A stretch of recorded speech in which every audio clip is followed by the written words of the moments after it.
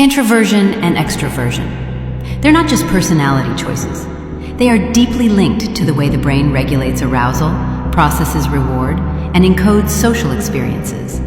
While genetics establish a baseline temperament, childhood environment and early experiences play a decisive role in determining whether someone leans inward or outward in their social orientation. From a neurological perspective, extroversion is associated with heightened sensitivity in the dopaminergic reward circuits, particularly the nucleus accumbens and ventral striatum. Extroverts feel a stronger rush of reward from novelty, risk-taking, and social interaction.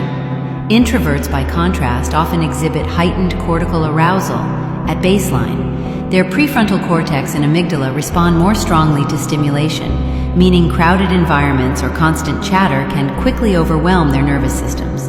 As a result, solitude feels restorative, while social overload can feel draining. Childhood experiences amplify or mute these natural predispositions. For example, warm, consistent caregiving tends to encourage a more extroverted orientation. Children raised in secure environments are more likely to seek out novelty and social connection, trusting that the world will respond safely. Unpredictable or traumatic environments, however, can steer a child inward.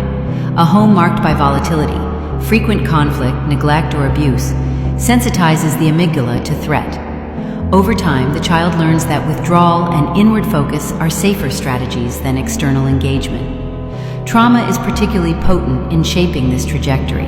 Consider a child who repeatedly experiences rejection or humiliation in early peer groups. The brain encodes these moments as social danger and strengthens pathways in the hippocampus and amygdala that associate groups with vulnerability.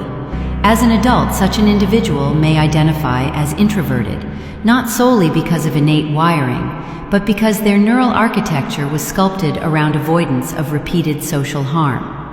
Interestingly, some forms of trauma can produce the opposite effect: reactive extroversion.